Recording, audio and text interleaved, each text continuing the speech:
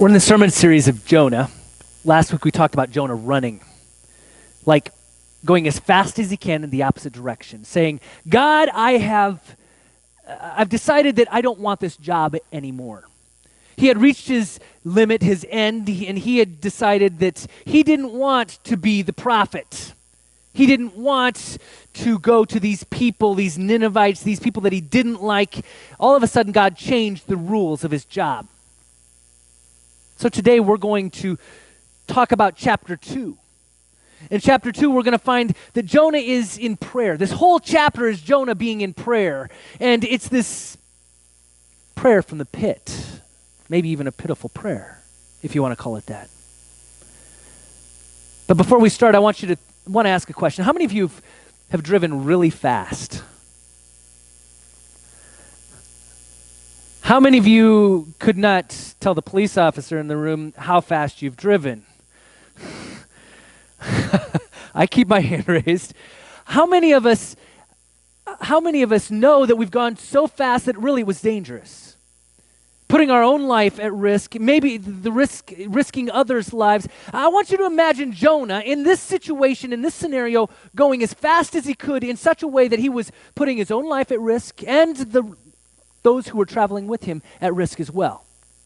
And I want you to imagine at this point that he had all of a sudden come to a point where he's flying off of the edge of a cliff and he's plummeting to the ground as he's been tossed off of the boat and he's sinking into the depths. And I want you to imagine that he's just watching his life flash before his eyes. He knows that he's done. He knows he's going to die. He realizes that this is the end. In fact, for Jonah, this is probably what he had anticipated anyway. He kind of was ready to be done with his job. He was ready to be done with life. And so he was okay. He was kind of like, okay, I'm ready. I'm good. But you know how you get in those situations and whether it's life endangering or otherwise, and all of a sudden it's like time slows down. Everybody starts moving like real slow motion. How many of you watched The Matrix? And everything slows down. You know what I'm talking about. It's like that motion slows down in that time where everything all of a sudden becomes so intense in that moment. And I think in the midst of this time, that's what's happening to Jonah. In the midst of our own difficulties or trials, we find life slowing down. Maybe it's becoming more agonizing. In this passage, it actually begins with verse 17 at the end of chapter 1. And when the fish actually swallows Jonah, it actually says that God commanded a fish, and that fish went and swallowed Jonah. And then at the very end of chapter 2, it says again that God appointed or God commanded that particular fish to vomit Jonah up onto dry land. So I want to focus on this word for just a moment. This word, which is to appoint or assign or command, this word that's in the Greek Septuagint, it was originally in Hebrew, but it is translated as prositaxin. It actually means that he is appointed or assigned to do this thing. God appointed a fish to have a role in Jonah's life, to literally swallow Jonah for 3 days, to hold Jonah in the belly of his stomach, and then later to spit him up. This framing, the way that this happens to be appointed here and appointed here in a person's life, literally gives the imagery and the understanding of God being in absolute control.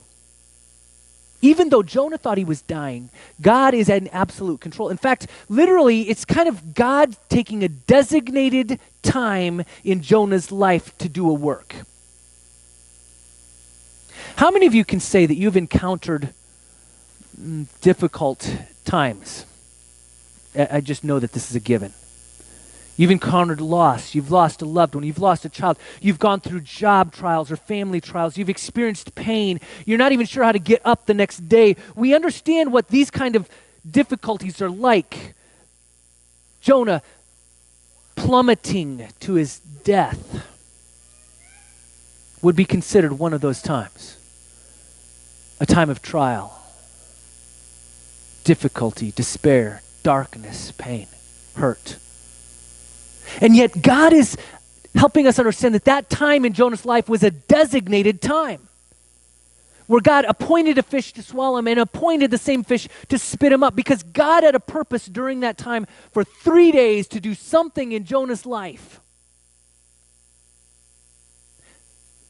Have you ever looked back at some of those trials that you've experienced, some of those difficult times that you've experienced, and thought, I didn't understand it then, but I can look back now and see that God has used that for good. God used that to shape me or to get me through another circumstance. God used that to help me. I think that's part of what God's plan is in those designated times, to use them to shape us to actually do something good. Jonah thought that he was running from God. And yet Romans 8 reminds us that there's nowhere we can run to be apart from God. There's nothing that we can do without God knowing full well every detail of our life. And we find in the midst of this that designated time, God is using it as Jonah feels like he's dying. You know, we know these designated times. Jesus knew he was going to have a designated time. You know, coming out of Easter, and we've been reflecting on the love of God, which would send his son to die. Can you imagine coming to earth, being born, and your whole life knowing that you have a designated time or a designated purpose of, your whole purpose of being here is that pain? Or is that difficult time? Jesus knew it. And Jesus knew that God's intent was for him to go through that, his torture and his death. You might remember this passage from Matthew 12 when some of the Pharisees are coming and asking Jesus for a sign, for a miracle. Show us that you're the one. We just want to know that you are the Messiah. And this is what he says. They say to him, "Teacher, we wish to see a sign from you." And Jesus said, "An evil and adulterous generation asks for a sign, but no sign will be given to it except for the sign of the prophet Jonah. For just as Jonah was 3 days and 3 nights in the belly of the sea monster, so for 3 days and 3 nights the Son of Man will be in the heart of the earth."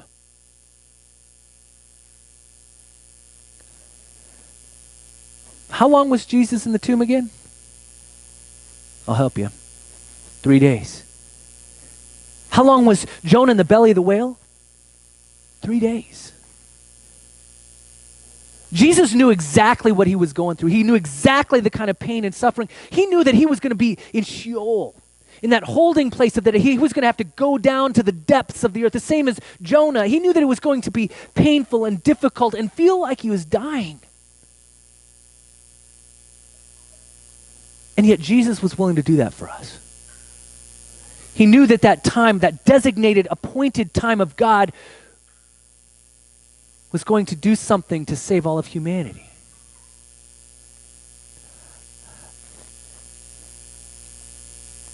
What happened again when... Now, I don't want to give too much away because I've got a couple weeks coming yet. But you know this. You know the end of the story with Jonah, right?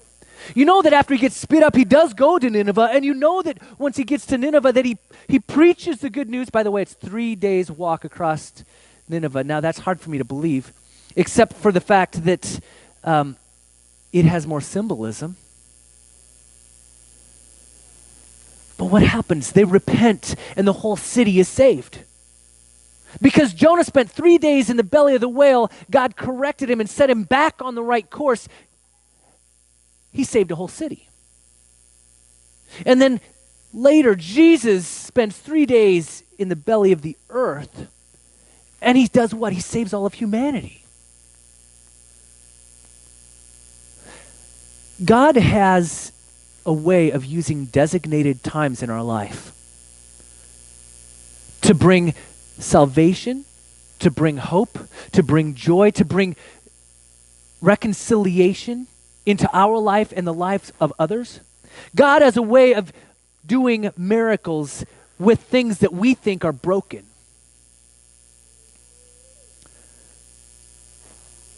I want you to go back to this image of the driving car. You know, Jonah's driving 100 miles an hour plus, and all of a sudden he goes flying off of this cliff and falling down. God's now all of a sudden he's saying, Jonah, this is your designated timeout.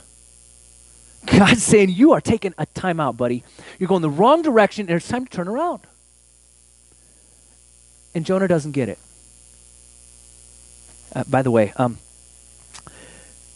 I know growing up and hearing this story, it was one of those fun stories you hear in Sunday school and you all get excited about it. And I know for me, when I heard Jonah's tossed off the boat and he's sinking into the water, and all of a sudden I heard this part of the story, and God sends a whale and swallows him up and rescues him.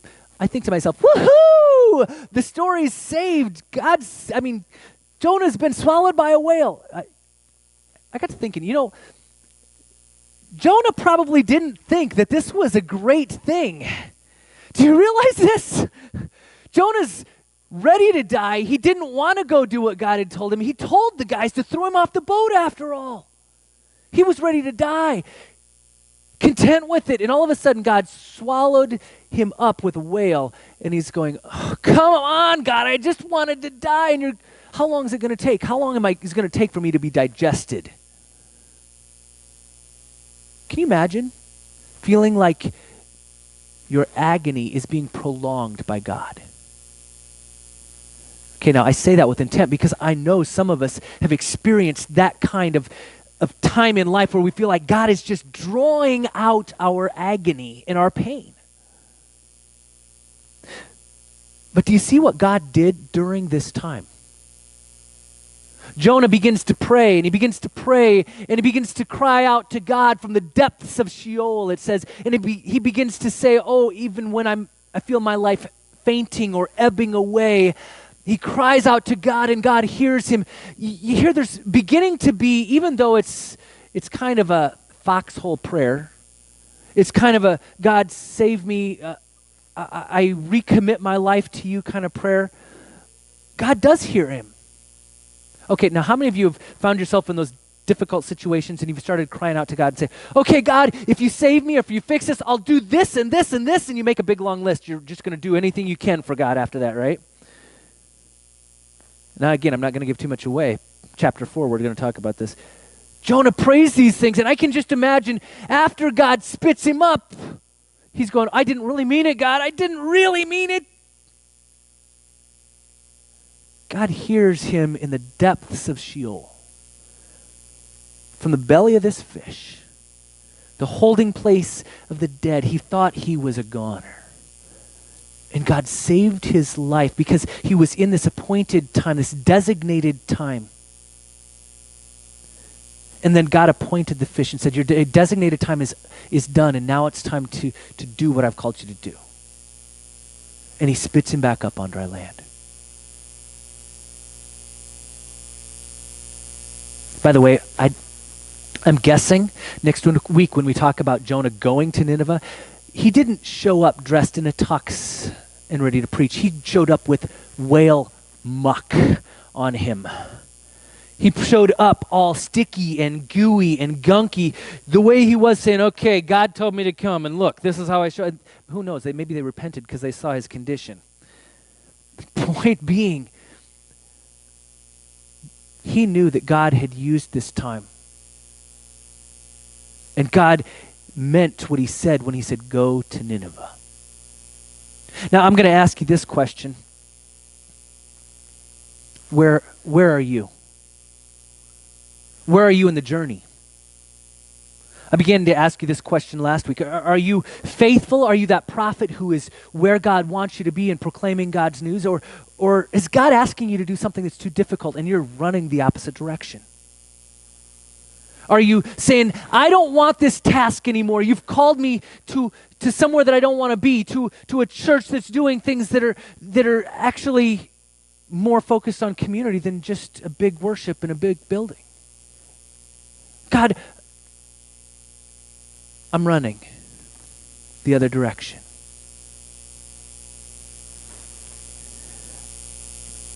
Do you find yourself struggling in the midst of the bowels of the fish, saying, God, just let me out? Or maybe you're still sinking and you're convinced, God, I don't want to go through this anymore. I just want to be done.